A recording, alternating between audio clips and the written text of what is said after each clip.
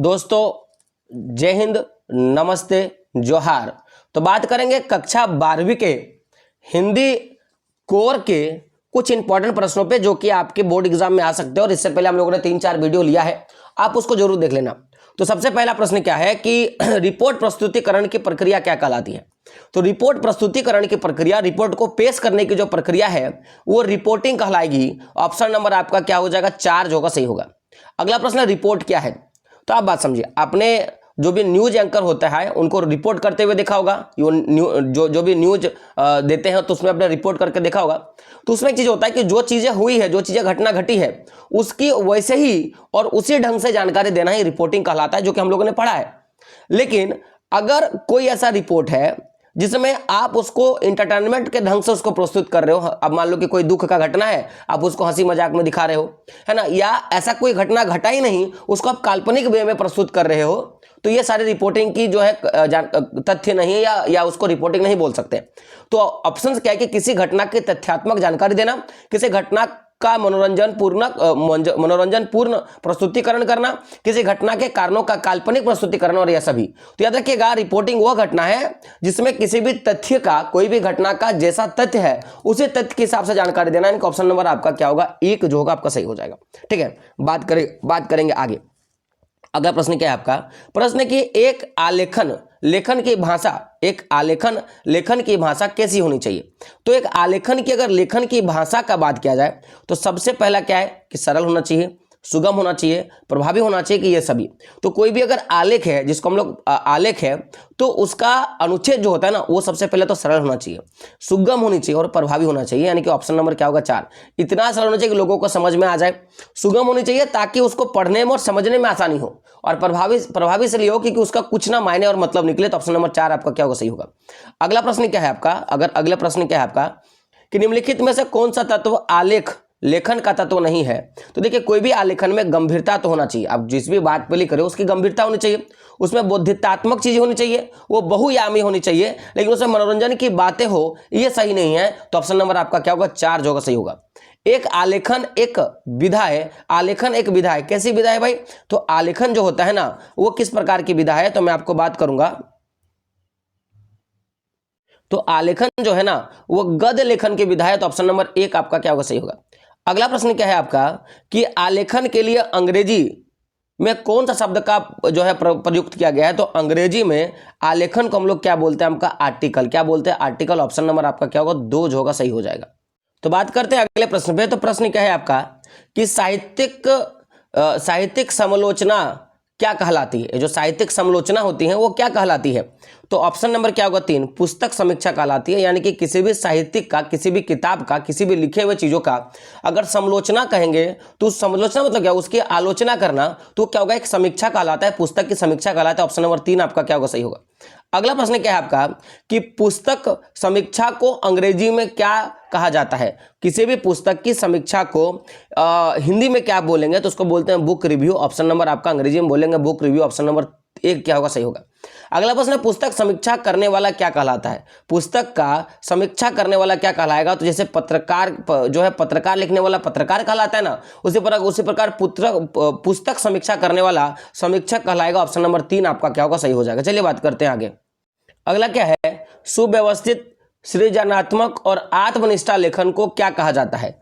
तो इसको हम लोग बोलते हैं फीचर। क्या बोलेंगे, इसको फीचर लेखन बोलेंगे। ऑप्शन नंबर 1 आपका क्या होगा कि किसी भी चीज को अच्छे ढंग से लिखना, उसको नए अच्छे ढंग से और नए तरीके से लिखना, माने नहीं होता सुव्यवस्थित, सही जगह पे उसको सही चीजें सोचकर और अपने अंदर से लिखना क्या कहलाता है, फीचर कहलाता है। अगला प्रश्न, निम्नलिखित में से फीचर का क्या उद्देश्य होता है। फीचर का क्या उद्देश्य होता है, तो याद रखिएगा, फीचर का उद्देश्य होता है पहला बात तो कि भाई पाठकों को कोई सूचना देना, उनको शिक्षित करना, उनको मनोरंजन करना। यानी कि ऑप्शन नंबर आपका क्या होगा, 4 जो होगा सही हो जाएगा। अगला प्रश्न है आपका, प्रश्न क्या है कि फीचर लेखन के संबंध में निम्नलिखित में से असत्य कथन का चयन करना है कि जो सबसे खराब है। तो देखिए, असत्य कथन का बात किया जाए ना, तो सबसे पहले समझते कि क्या क्या सही है। तो फीचर आमतौर पर तथ्यों, सूचनाओं और विचारों पर आधारित तथ्यात्मक विवरण का विश्लेषण होता है। हाँ जी भाई, ये तो सही है। अगला क्या है, फीचर में एक लेखक के पास अपना दृष्टिकोण, राय व भावनाएं जाहिर करने का अवसर होता है। तो यह भी बात सच है। अगला क्या है आपका कि फीचर को अखबार की आवाज माना जाता है। जी हाँ, फीचर को हम लोग जो है ना एक अखबार का आवाज हम लोग मान सकते हैं, लेकिन फीचर आत्मनिष्ठ लेखन है, ये बात गलत है। ठीक है, याद रख लीजिएगा। तो बाकी जब सही होगा आपका ऑप्शन नंबर जो आपके जो 3 है वो सही होंगे, और जो सही विकल्प होगा वो ऑप्शन नंबर आपका क्या होगा 3 जो होगा आपका सही होगा। चलिए बात करते हैं आगे। अगला प्रश्न है क्या आपका 4 नंबर का कि फीचर लिखते समय किन बातों का ध्यान रखना चाहिए। तो अगर फीचर लिखेंगे तो उस समय हम लोग किन बातों का ध्यान रखेंगे, तो याद रखिएगा उसमें हम लोग इन 2 बातों का रखेंगे। एक तो फीचर से जुड़े पात्रों की मौजूदगी होना जरूरी है, और फीचर मनोरंजन के साथ सूचनात्मक होना चाहिए, उसमें लोग हंसे भी और उससे उनको कुछ चीजें जो है जानकारी भी मिले। तो ऑप्शन नंबर 2 क्या होगा आपका 4 जो होगा सही हो जाएगा, ऑप्शन नंबर 1 और 2 होगा। फीचर लेखन का प्रथम चरण क्या है। फीचर लेखन का जो प्रथम चरण होगा वो क्या होता है। अगर आप फीचर लिख रहे हो तो उसका सबसे पहला चरण क्या होता है, तो उसका पहला चरण जो होता है वो आपका क्या होता है शीर्षक, यानी कि आप जो हेडलाइन दे रहे हो। ठीक है ना, बात करेंगे अगला फीचर शब्द का अर्थ क्या है। अब देखो यहाँ पे चीज समझना, पहला तो शीर्षक हो गया, दूसरा में भूमिका हो जाता है, तीसरा में विषय का विस्तार, और चौथा में निष्कर्ष। तो ये 4 चीजें होती हैं जो आपके सीरियल से होते हैं, याद रख लीजिएगा। फीचर शब्द का अर्थ क्या होता है। फीचर शब्द का अर्थ क्या होता है, तो फीचर शब्द का अर्थ होता है रूपरेखा। क्या होता है रूपरेखा, ऑप्शन नंबर 3 क्या होगा सही होगा। फीचर में तथ्यों की प्रस्तुति का ढंग कैसा होता है। फ्यूचर में जो प्रस्तुति करेंगे उसका ढंग कैसा होता है, तो ये मनोरंजनात्मक होता है, तो मनोरंजन जैसा होगा, ऑप्शन नंबर 2 क्या होगा आपका सही हो जाए। अगला प्रश्न है कि फीचर किस प्रकार की विधा मानी जाती है। फीचर जो है वो किस प्रकार की विधा मानी जाती है, तो देखिएगा विषम प्रधान विधा, यानी इसमें बहुत तरह के विषय प्रधान विधा। इसमें विषय जो होगा सबसे इंपॉर्टेंट होता है कि किस विषय पे आप जो है फीचर लिख रहे हो। अगला क्या है फीचर लेखन के लिए किसकी आवश्यकता होती है। फीचर लेखन के लिए किसकी आवश्यकता होती है, तो सबसे पहला कि आप कल्पना कर सकते हो, आपको उसकी अनुभूति होनी चाहिए, और उसका आप सही ढंग से अवलोकन कर पाओ, यानी कि ऑप्शन नंबर आपका क्या होगा 4 जो होगा आपका सही हो जाएगा। अगला प्रश्न क्या है निम्नलिखित में से कौन फीचर लेखन का तत्व है। इसमें से कौन जो है फीचर लेखन का तत्व है, तो जो कल्पना होगा ना ये फीचर लेखन का सबसे महत्वपूर्ण तत्व है, तो ऑप्शन नंबर 3 आपका क्या होगा सही हो जाएगा। अगला प्रश्न क्या है कि एन जो है ना वो जो एक डायरी वाला जो आपका चैप्टर है उस पर बात करेंगे। तो एन का कौन सा ऐसा शौक था जिसे उसके घर वाले पसंद नहीं करते थे। एन का ऐसा कौन सा शौक था जो उसके घर वाले जो है ना पसंद नहीं करते थे, तो ऑप्शन नंबर 1 आपका क्या होगा नई नई केस जो है आपका सज्जा करना, तो ऑप्शन नंबर आपका क्या होगा आपका ख जो होगा आपका सही हो जाएगा। आपका अगला प्रश्न क्या है कि एन का कौन सा ऐसा शौक था जिसे उसके घर वाले पसंद नहीं करते थे। तो देखिए वो तो हर समय जो है ना वो हर समय पढ़ाई करता था, वो बहुत बोलती थी, वो गीत गाती थी, सब पसंद करता था, लेकिन नए नए केस सज्जा करना ये उनको पसंद नहीं था, तो ऑप्शन नंबर आपका क्या होगा 2 जो होगा सही होगा। अगला प्रश्न क्या है 2 नंबर का प्रश्न है आपका कि मिस्टर डलेस के बारे में लेखिका ने किस विश्लेषण का प्रयोग किया है ना। मिस्टर डलेस के बारे में लेखिका ने किस विश्लेषण का प्रयोग किया, ये आपका प्रश्न है, तो ऑप्शन नंबर क्या हो जाएगा आपका क, क्या होगा आपका चुगलखोर का प्रयोग किया है। अगला है मिस्टर डलेसन लेखिका की शिकायत किससे क्या करता था, तो उसके जो उसकी मम्मी है ना, लेखिका की जो मम्मी है उससे क्या करता था, तो ऑप्शन नंबर आपका क्या होगा घ जो होगा आपका जो होगा सही हो जाएगा। अगला कि कौन सा देश जर्मनी के विरुद्ध युद्ध में शामिल नहीं हुआ था, तो याद रखिएगा आपका क्या होगा 4 नंबर का हो जाएगा ऑप्शन नंबर ग, यानी कि टर्की जो है वो युद्ध में शामिल नहीं हुआ था। बाकी इंग्लैंड, फ्रांस और जर्मनी, अमेरिका जो है वो जर्मनी के विरुद्ध में था। ये बताया रखिएगा कि कौन सा मुद्रा जो है वो अवैध घोषित कर दिया गया था, तो याद रखिएगा कि 1000 गिल्डर का जो नोट है उसको अवैध घोषित किया गया था। बात करें 6 नंबर का, तो 6 नंबर का प्रश्न क्या है कि घायल सैनिकों से कौन बातचीत करता था, तो घायल सैनिकों से बातचीत करने का काम जो है हिटलर करता था, तो ऑप्शन नंबर आपका क्या होगा क जो होगा आपका सही हो जाएगा। बात करें 7 नंबर का, तो क्या है आपका प्रश्न कि घायल सैनिक अपने जख्म दिखाते हुए क्या महसूस कर रहे थे, तो याद रखिएगा वह गर्व की अनुभूति कर रहे थे, तो ऑप्शन नंबर आपका क्या होगा ग जो होगा आपका सही हो जाएगा। 8 नंबर का प्रश्न है कि हर सोमवार को लेखिका के लिए सिनेमा और थिएटर पत्रिका कौन लेकर आते थे, तो याद रखिएगा इसका आंसर हो जाएगा ऑप्शन नंबर को क्या होगा मिस्टर गुलर जो है ना, मिस्टर कुगुलर जो है वो जो है हर सोमवार को जो है पत्रिका और जो है थिएटर लेकर आता था। कि किसको जन्मजात बहादुर कहा गया, किसको जो है वो जन्मजात बहादुर कहा गया, तो याद रखिएगा ऑप्शन नंबर क्या होगा ख, क्या होगा चर्चिल, तो चर्चिल को जन्मजात जो है बहादुर कहा गया था। अगला प्रश्न है कि एन किसको मूर्ख समझती थी, एन जो है वो किसको मूर्ख समझने का काम करती थी, तो ऑप्शन नंबर, तो इसका आंसर हो जाएगा ऑप्शन नंबर 1। क्या होगा, मिसेज वान दान और मिस्टर डसेल को जो है ना हमेशा और मूर्ख मानने का काम की है। बात करें 11 नंबर प्रश्न। प्रश्न क्या है कि एन किसको शांतिदायिनी और अशांतिदायिनी मानती थी, तो किसको मानती थी, तो ऑप्शन नंबर क्या होगा आपका 4, क्या होगा, प्रकृति। प्रकृति को जो ना वो जो है शांतिदायिनी यानी कि शांति भी दे रहा है, अशांति भी कर रहा है, तो ऑप्शन नंबर आप ये जो है 4 जो होगा आपका सही होगा।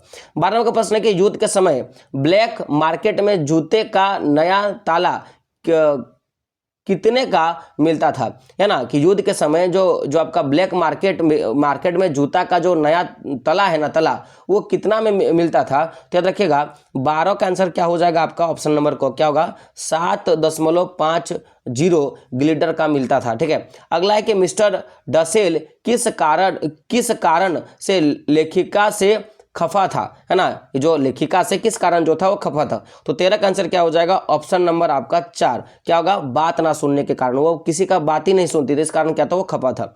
अगला क्या है कि 13 जून 1944 को एन कितने वर्षों की हो गई थी, तो जो 13 जून 1944 है उस समय जो एन थी ना वो 15 वर्ष की हो गई थी, तो ऑप्शन नंबर आपका क्या होगा, गॉज होगा, सही होगा। जन्मदिन पर एन को क्या मिलता है, जन्मदिन के मौके पर एन को क्या मिला, तो बहुत सारे उपहार, देखो केवल फूल मिला, केवल कपड़े मिला, 1 पुस्तक मिला नहीं, उनको ना बहुत सारे उपहार मिलते हैं, तो ऑप्शन नंबर आपका क्या होगा, घोज होगा, सही होगा। अगला कि एन ने पीटर को किस प्रकार का व्यक्ति कहा है, एन ने पीटर को किस प्रकार का व्यक्ति कहा है, तो घृणा, क्या कहा है, घृणा प्रकार का व्यक्ति कहा है। अगला कि एन फ्रैंक ने, है ना, एन फ्रैंक की डायरी वाला जो चैप्टर उसी का है, तो एन फ्रैंक ने डायरी का आरंभ किस तिथि से किया था, है ना, एन फ्रैंक ने अपना जो डायरी का आरंभ है वो किस तिथि से किया था, तो 8 जुलाई 1942, 8 जुलाई 1942, ऑप्शन नंबर आपका क्या होगा, 2 से होगा। एन फ्रैंक की बड़ी बहन का क्या नाम था, एन फ्रैंक जो है उनकी बड़ी बहन जो था उसका क्या नाम था, तो मार्गेट, क्या नाम था, मार्गेट, ऑप्शन नंबर गो क्या होगा, सही होगा। एन फ्रैंक के पापा को किसके बुलावे का नोटिस मिला था, एन फ्रैंक का जो पापा है उसको किसके बुलावे का, तो जो है ना ऑप्शन नंबर आपका क्या होगा 4, क्या होगा, ASS का। ठीक है, ASS का। अगला है मिस्टर वान दान एन फ्रैंक के पापा का क्या लगता था, तो ऑप्शन नंबर क्या होगा 4, क्या होगा आपका बिजनेस पार्टनर, है ना, ऑप्शन नंबर 4 आपका क्या होगा, सही होगा। ASS के बुलावे पर क्या मतलब था, एसएस के बुलावे पर क्या मतलब, जो बुलाएगा ना उसके पापा को तो उसका क्या मतलब था, तो क्या था, यातना शिविर में जाना था उनको, कहाँ जाना था, यातना शिविर पर, तो ऑप्शन नंबर आपका क्या होगा, आपका 2 जो होगा, सही होगा। 22 नंबर का प्रश्न है कि एन फ्रैंक किस धर्म से संबंधित है, तो जो एन फ्रैंक है ना वो यहूदी धर्म से संबंधित थी, तो ऑप्शन नंबर आपका क्या होगा, गौ जो होगा आपका सही हो जाएगा। अगला प्रश्न है कि ASS का बुलावा किसके लिए आया था, तो AS का जो बुलावा है वो किसके लिए आया था, तो 23 का आंसर क्या होगा, ऑप्शन नंबर आपका जो होगा आपका 4 जो होगा कि मार्गेट के लिए, किसके लिए, मार्गेट के लिए आया था। ठीक है, अगला प्रश्न है कि एन फ्रैंक के परिवार ने बुलावे के कारण क्या फैसला लिया, कि जब एन फ्रैंक को जो बुलाया गया तो उस समय क्या जो है मतलब, है ना, एन फ्रैंक के परिवार के बुलावे के कारण का क्या फैसला लिया गया, तो वो ना अज्ञातवास में जाने का उन्होंने निर्णय ले लिया, तो ऑप्शन नंबर आपका क्या होगा, 2 जो होगा, सही होगा। अज्ञातवास में जाने के लिए एन फ्रैंक के परिवार की किसने सहायता किया था, तो ऑप्शन नंबर आपका क्या हो जाएगा, गो, क्या होगा आपका मी ऐप ने किया था, तो ऑप्शन नंबर गो क्या होगा, सही होगा। एन फ्रैंक ने अपनी बिल्ली को कहाँ छोड़ दिया था, एन फ्रैंक ने जो उसकी जो बिल्ली है उसे कहाँ छोड़ा था, तो पड़ोसियों के पास छोड़ दिया था, तो ऑप्शन नंबर आपका क्या होगा, गो जो होगा आपका सही हो जाएगा। अगला के एन फ्रैंक के परिवार ने पहले कब अज्ञातवास में जाने का फैसला लिया था, है ना, एन फ्रैंक के परिवार ने पहले कब अज्ञातवास में जाने का फैसला लिया था, तो रखिएगा ऑप्शन नंबर को 16 जुलाई को, कब 16 जुलाई को, ऑप्शन नंबर क जो होगा आपका सही होगा। एंक फ्रैंक का परिवार कहां पर छिपकर रहा, तो ऑप्शन नंबर क्या होगा आपका क, तो पापा के ऑफिस की इमारत में जो है ना उन्होंने छिप कर रहा था। एन के परिवार ने कितना वक्त छिपकर गुजारा था, तो ऑप्शन नंबर क्या होगा क, 2 सालों तक जो उन्होंने छिप के गुजारा था, तो ऑप्शन नंबर क क्या होगा सही होगा। मार्गेट की कितनी आयु थी, मार्गेट जो था ना उसकी आयु कितनी थी, तो ऑप्शन नंबर गो होगा। मार्गेट भी जो थी ना वो 15 साल की थी। अगला प्रश्न है आपका कि एन के परिवार की पालतू बिल्ली का क्या नाम था, एन के परिवार की जो पालतू बिल्ली है उसका क्या नाम था, तो ऑप्शन नंबर क्या होगा आपका घो क्या होगा, मुर्तुर्जे, है ना। अगला क्या है कि एन के घर वालों ने खिड़कियों को किससे ढक कर रखा था? तो ऑप्शन नंबर क्या होगा आपका घ, यानी कि ब्लैक ब्लैक क्या आपका ब्लैक आउट वाले पर्दे से। ठीक है, अगला क्या है कि एन को किसका लंबा उपदेश सुनना पड़ता था? तो ऑप्शन नंबर क्या होगा घ, माँ का, है ना। माँ को वो क्या करती थी? लंबा जो है उपदेश सुना करती थी। तो इस प्रकार से इस चैप्टर के जितने भी इंपॉर्टेंट प्रश्न हैं सारे के सारे प्रश्नों को हम लोगों ने कर लिया। अब आपका काम है इन प्रश्नों को याद कर लेना, ताकि आपके बोर्ड एग्जाम में यहाँ से प्रश्न आएगा तो आप आसानी से आप लिख सकते हो। तो ऑब्जेक्टिव प्रश्नों को कर लेंगे, फिर सब्जेक्टिव पे भी हम लोग खुद पढ़ेंगे। आशा करता हूँ कि आपको वीडियो पसंद आया है। मिलते हैं दोस्तों अगले वीडियो में, तब तक के लिए जय हिंद, जय भारत और आपका दिन शुभ हो।